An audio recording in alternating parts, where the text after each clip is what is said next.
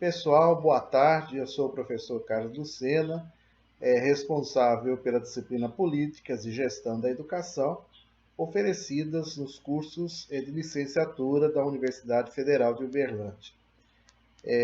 Como último texto e última temática proposta no nosso curso, nós vamos discutir hoje alguns princípios da gestão democrática na educação, né? É importante a gente ter claro, né, que a gestão democrática em si, os próprios sentidos que se dão às formas de se gerir escolas, dentro de um conceito que a gente tem trabalhado e que tem norteado toda essa disciplina, ela é voltada no intuito de se estabelecer a educação como um fenômeno da sociedade, né? A gente fez o esforço de entender a educação enquanto um fenômeno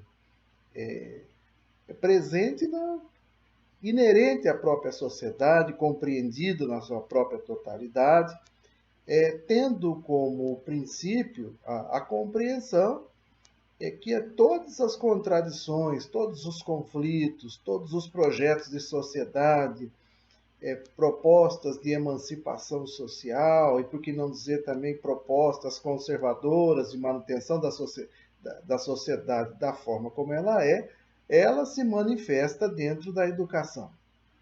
A educação ela é o espaço privilegiado de disputas, né?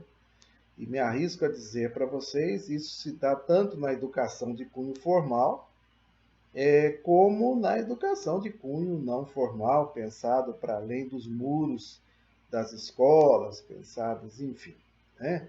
Movimentos sociais, partidos políticos, organizações não sociais, enfim, né? Tem uma questão, e eu disse isso a vocês no decorrer do curso, que faz referência ao tempo, né? E eu disse isso a vocês que o tempo da educação é diferente do tempo da produção. E muitas vezes tenta-se colocar ambos como se fossem similares, né? O tempo da produção ele é um tempo muito mais acelerado do que em relação ao tempo da educação. E ele é mais acelerado em virtude dos próprios procedimentos que se utilizam para avaliar aquilo que é feito, né?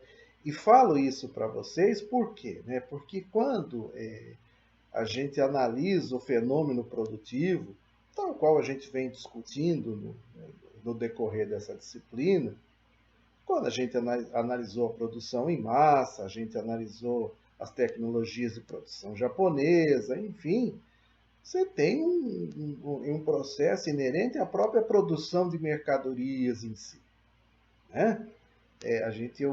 Eu disse a vocês que com o advento, inclusive, das tecnologias de produção japonesa, a própria lógica de produzir, ela se transformou, tá? A produção em si, ela foi acelerada, né? Talvez uma das marcas do modo de produção capitalista na sua relação entre a produção e o trabalho e a produção em si, na própria lógica de exploração, ela é pensada na dinâmica de se acelerar o tempo do trabalho, o tempo da produção, tá?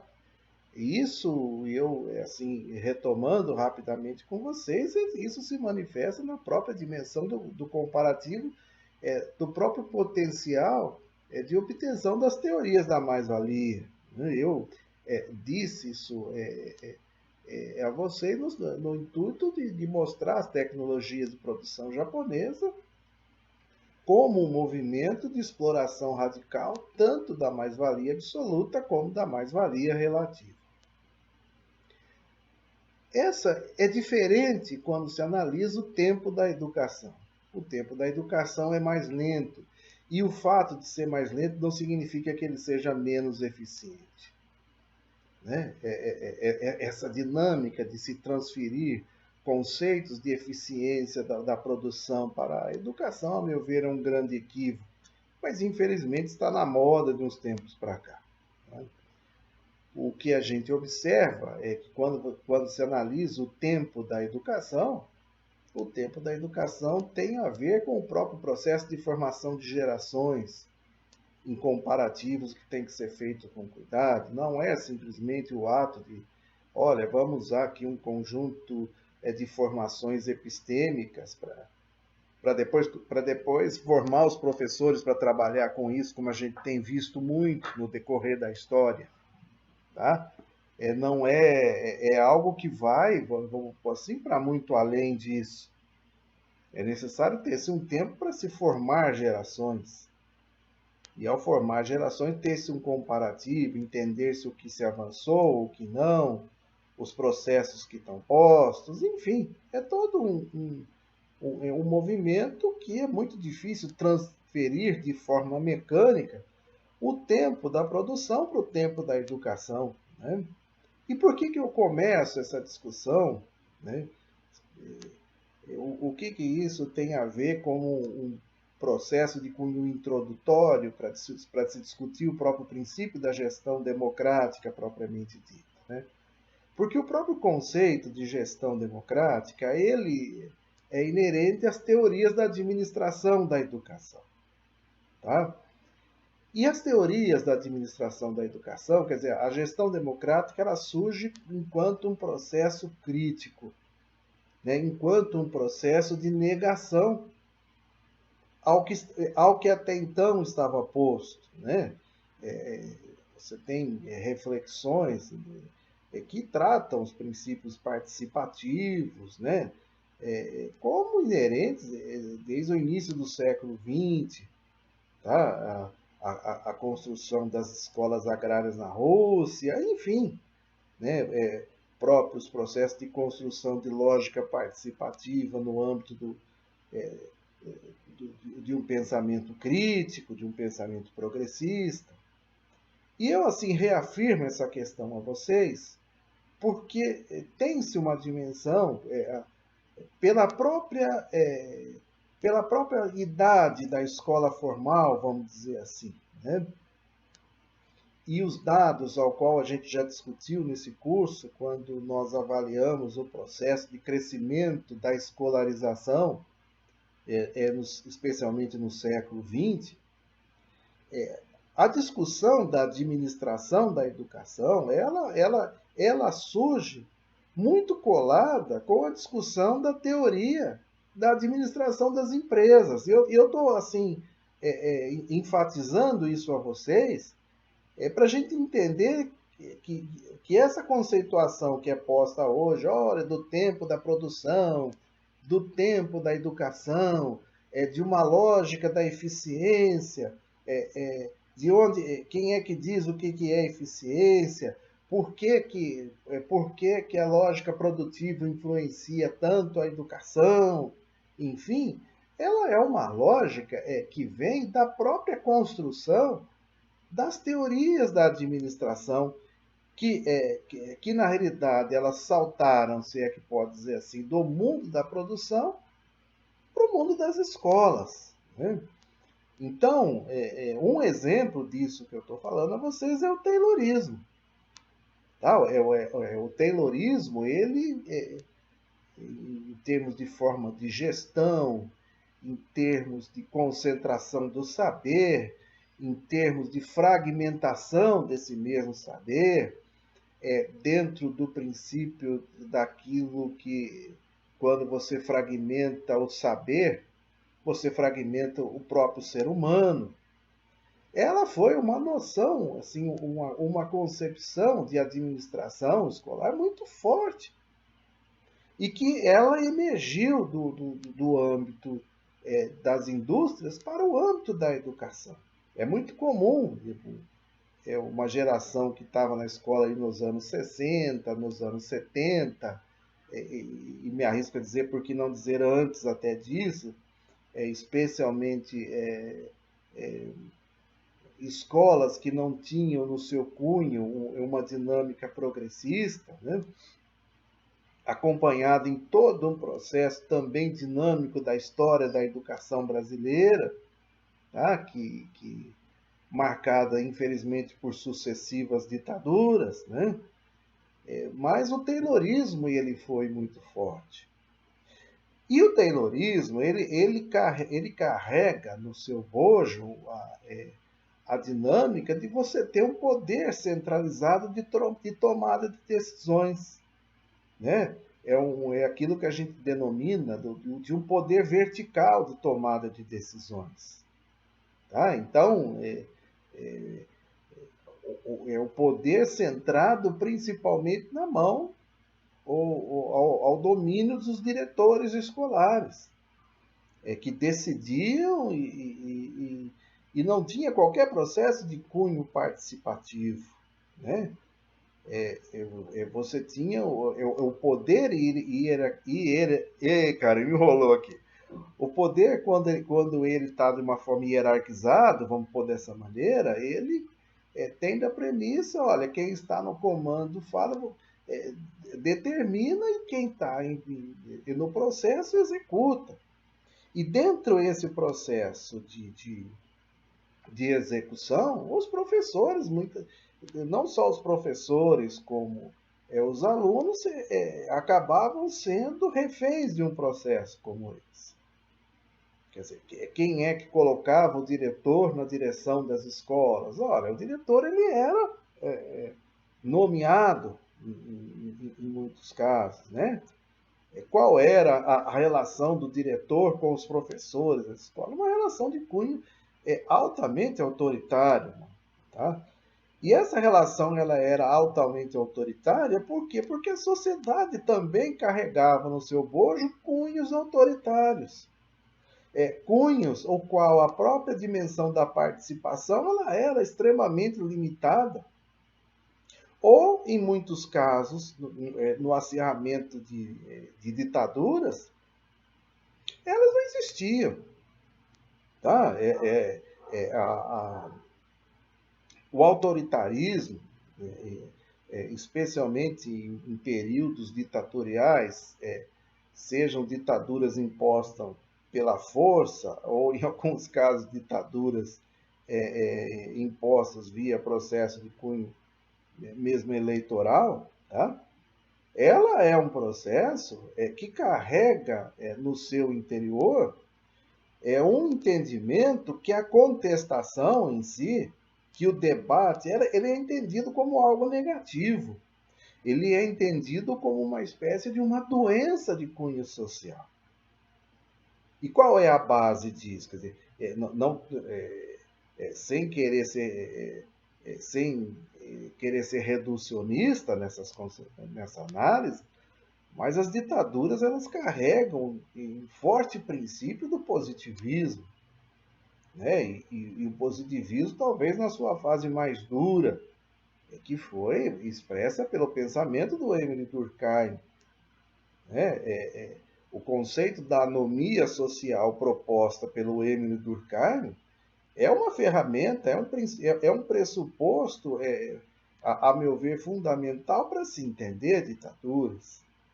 Né? As possíveis relações que se possa fazer do Taylorismo com o positivismo, vamos pôr nesses termos, né?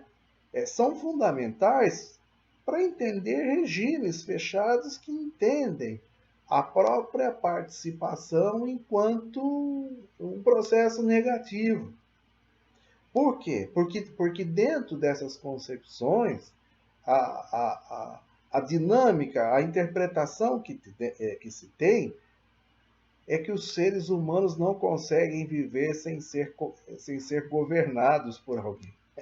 É impressionante isso, né? Não estou aqui dizendo a vocês que, olha, então vamos pegar todo o arcabouço jurídico, vamos pegar tudo, jogar. Não é nesse sentido. Mas é um pressuposto que parte da premissa que aquele que governa é neutro, quando na realidade ele não o é. É um entendimento que uma sociedade, para ela ser organizada, ela tem que ter um princípio duro de governança. Por quê? Porque o entendimento é que sem a governança, os seres humanos não saberiam para onde ir, né? Essa é uma tese, né, que você encontra o Durkheim debatendo essa questão lá no final do século XIX, início do século XX, principalmente antes da sua morte, né? É o que o Durkheim fala, olha, você tem que ter uma classe de esclarecidos para governar a sociedade. Né? Você tem que ter uma classe de intelectuais para governar a sociedade, porque senão a sociedade está fadada à barbárie.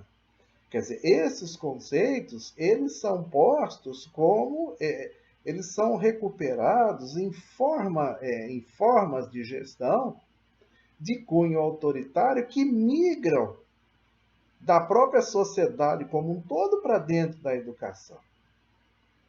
E a dimensão do gestor, do processo em si, que é o diretor, ele é pensado em uma lógica de cunho taylorista, de uma escola de cunho taylorista, que teria como pressuposto disciplinar seres humanos para ter uma dimensão de cunho subordinado e sem autonomia no futuro. Por quê? Porque toda participação ela é entendida como uma doença social. E a participação em si, é lógico que o Licínio aqui no texto, discutindo Portugal, que a gente fala um pouquinho mais à frente, coloca os limites e as possibilidades, né? O Licínio indo o intelectual progressista, né? Mas é importante a gente ter essas interpretações. Por quê? Porque ao entender que toda participação ela é algo entendido como negativo, vamos pôr dessa maneira, tá? Ela tem como premissa, né, que a sociedade, e aí a forte influência do positivismo, a forte influência do taylorismo, né, ela tem como premissa que existe apenas uma concepção de se viver e entender o mundo. Essa é a dinâmica. Tem como premissa que o questionamento é uma doença que não leva a lugar algum.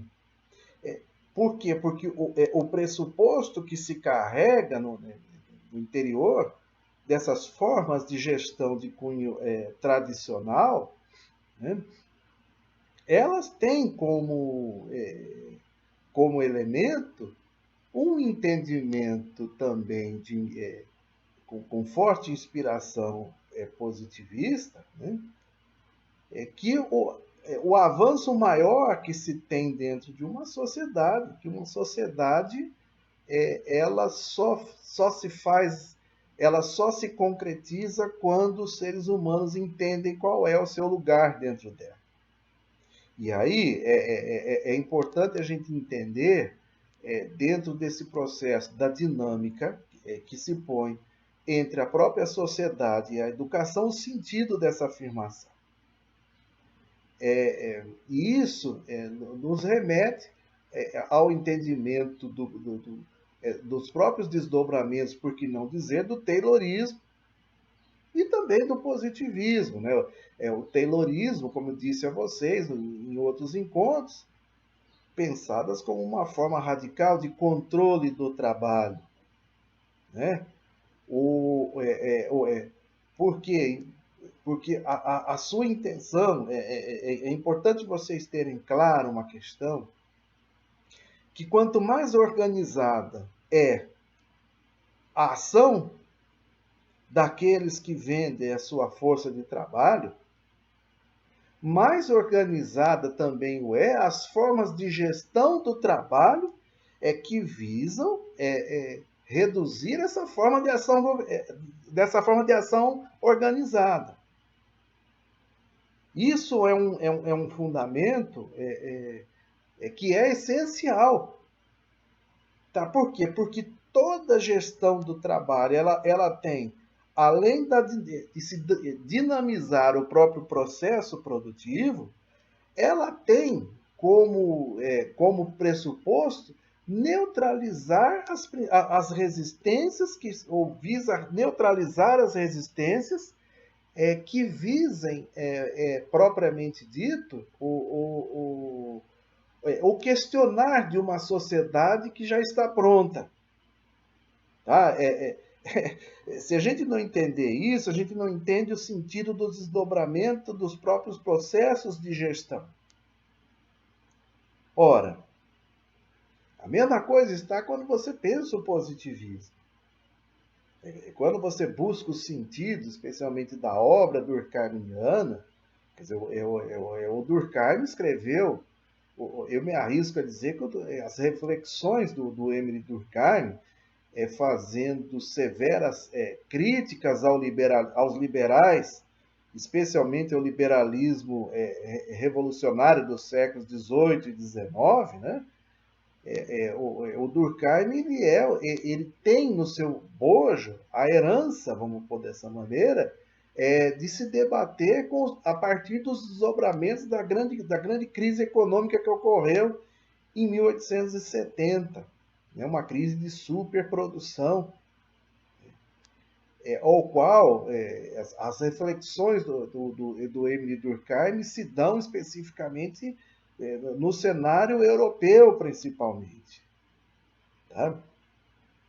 Não foi à toa que você tem ali vários autores, além do próprio Durkheim, que se preocuparam com o fenômeno do suicídio, por exemplo. Por quê? Porque foi uma crise de superprodução e que levou a um profundo desajuste do capitalismo. Quer dizer, a crise de 1870, ela impulsionou um conjunto de reflexões que transcenderam o próprio positivismo, que transcenderam uma corrente de pensamento. Assim, no campo crítico, entendendo que essa crise anunciava o conjunto de um conjunto de crises maiores que viriam que um conjunto de um conjunto. Ok, aí eu mato o vídeo aqui, né?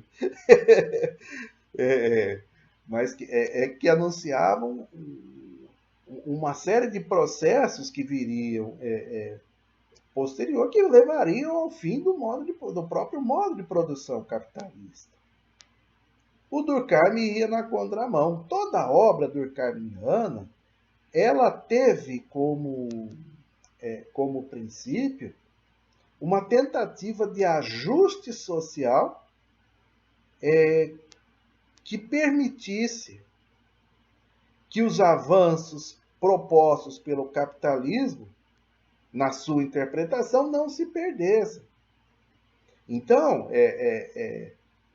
os desvios que eram postos pelo individualismo, vamos pôr dessa maneira, o Durkheim buscava corrigir com um conjunto de teorias. Mas vejam bem uma coisa, tá? Um processo de cunho similar que se dava tanto na tentativa de reajustes no âmbito da produção, como no âmbito da interpretação da sociedade e, consequentemente, na educação. Quer dizer, não é à toa que o Durkheim propôs um modelo conservador de educação. Tá? Se a gente não entender essa dinâmica, fica muito difícil de interpretar os processos que estão a posteriori. A educação ela foi entendida como uma ferramenta que permitisse à sociedade, na interpretação do Durkheim, que permitisse à sociedade não perder os avanços que havia tido até então. Tá? Então, os desdobramentos disso é quando se pensa uma gestão centralizada, quando o Durkheim pensou ali uma escola formada para os princípios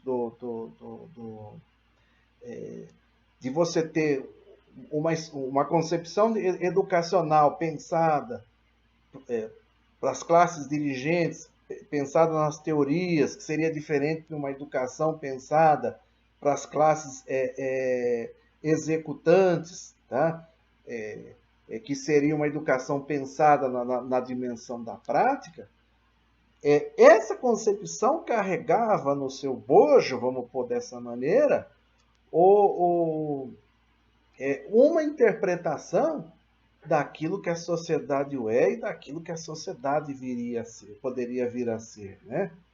A educação ela é entendida como um remédio para a construção de uma moral conservadora que permitisse à sociedade se manter da forma como ela era. Por quê? Porque no seu entendimento a sociedade havia alcançado o seu maior patamar tecnológico, o seu maior patamar social. E a volta, o perder isso seria a construção da própria barbárie.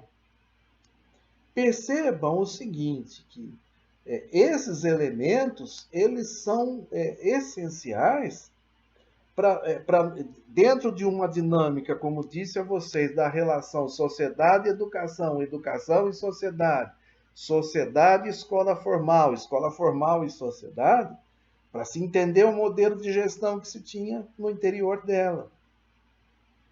Qualquer concepção, vamos pôr assim, que fugisse a essa dimensão, no entendimento dessas concepções era entendida como barbárie, como instrumento para a construção da barbárie.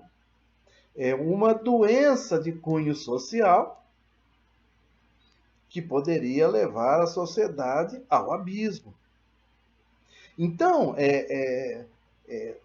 essa expressão propriamente dita, quando se pensa uma gestão de cunho conservador, vamos pôr dessa maneira, ela é centrada principalmente na autoridade do diretor, que seria uma espécie guardada sem qualquer anacronismo do que eu vou falar aqui agora, né?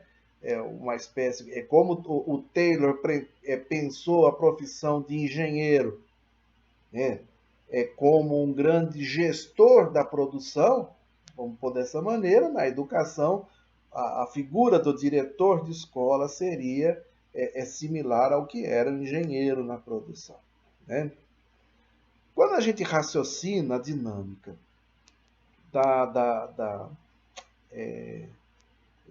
da gestão escolar e busca elementos para se interpretar a concepção de gestão democrática dentro da educação, a gestão democrática ela vem em negação a esse processo.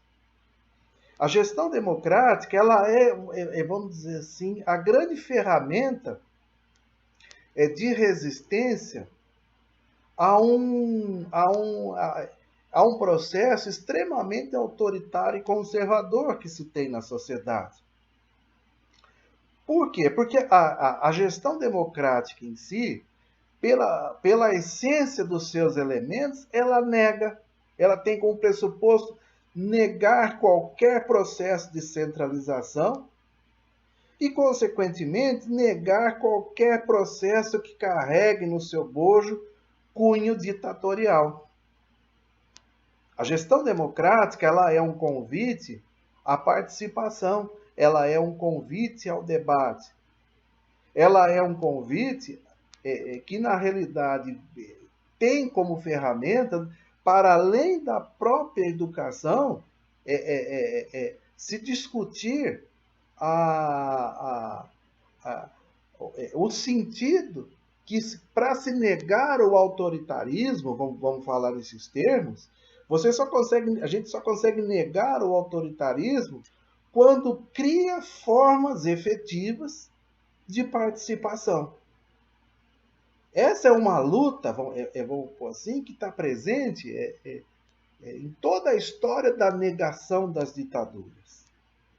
E quando a gente analisa na própria história do Brasil, né, eu me lembro ali de um livro, que, se eu não me engano, acho que foi escrito ali no início dos anos 80, mas que fazia referência aos anos 70, que se lia muito no processo de abertura democrática, era o livro do Éder Sader, quando os novos personagens entraram em cena, né? Que o Éder Sader trazia o debate de novos de atores que estavam surgindo, lutando principalmente por questões de cunho participativo, lutas pela moradia,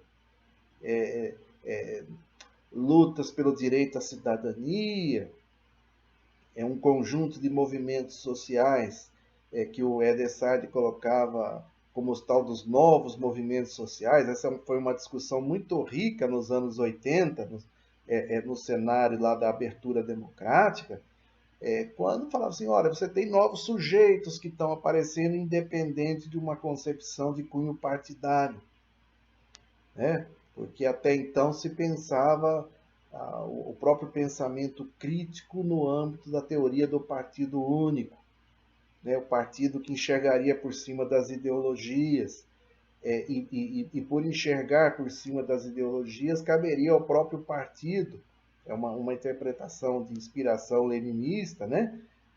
O próprio partido ditar os rumos do processo de cunho revolucionário. Tá? Então, a própria dimensão da abertura democrática, ela traz no seu bojo, vamos falar dessa maneira, um segmento, vamos pôr assim, de negar o princípio ditatorial. Porque quando se traz atores no processo, os atores no processo em si acabam por lutar pelo direito de serem ouvidos.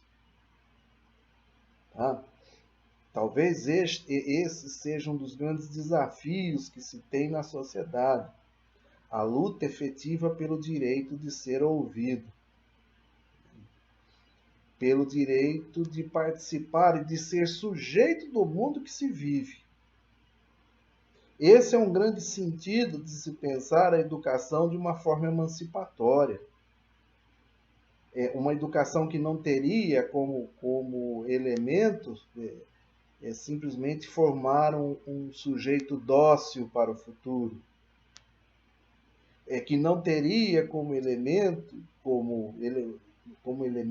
não teria como objetivo principal.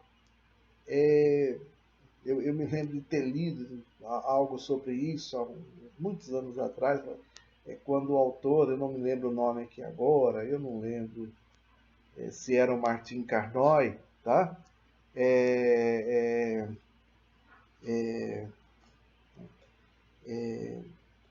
Que dizia o seguinte, tá? Falava assim, olha,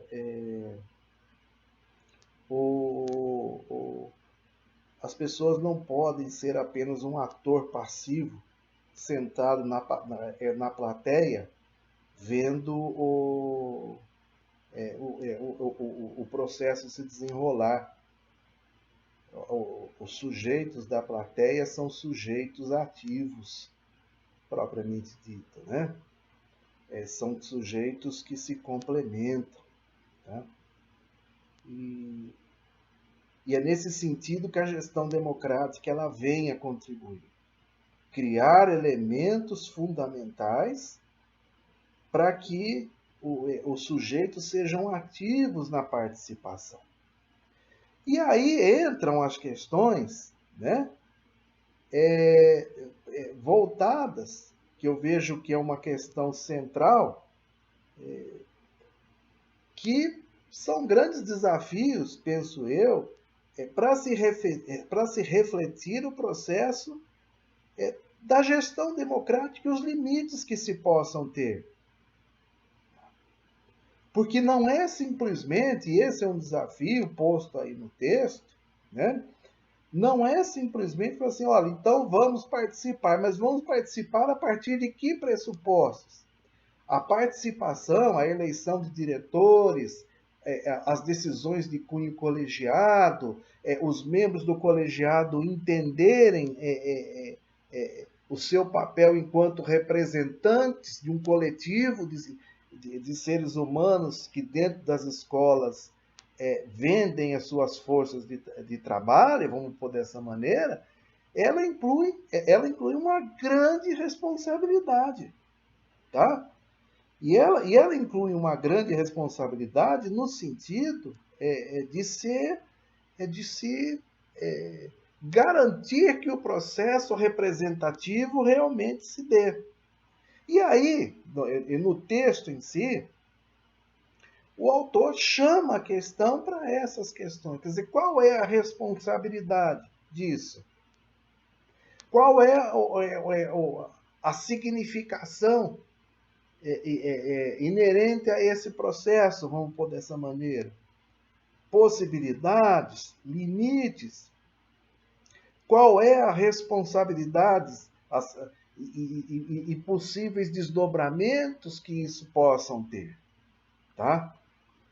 O autor ele é muito enfático, ressaltando a seguinte questão, falando assim, olha, mas um cuidado que tem que se ter é que os próprios modelos de gestão, propriamente dito, eles não tomem uma dimensão de burocratização extrema e uma dimensão de burocratização extrema que pode colocar em risco o próprio processo participativo, engessando-os, né? Deixando eles de uma forma que eles se inviabilizem. E o autor, ao fazer, e o Licínio, ao fazer essa afirmação, ele chama a atenção para esse processo que está ocorrendo dentro dos modelos de gestão, e esse engessamento propriamente dito propicia a construção de um comparativo, e aí eu retorno novamente à questão que dizia a vocês no início, da comparação do tempo da produção, do tempo da educação, colocando a gestão democrática enquanto um processo ineficiente, sendo que a dimensão a dimensão proposta propriamente dita de gestão não é o fato das pessoas participarem, que elas automaticamente inviabiliza, pelo contrário. Mas é um risco que os atores que estão inseridos nisso não podem cair.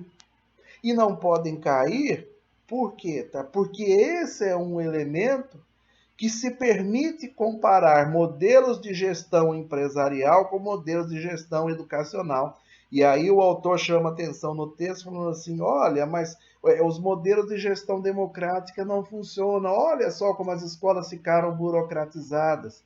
Olha, o que funciona é o gestor executivo, que toma as decisões por si. Olha só como as coisas acontecem mais rápido.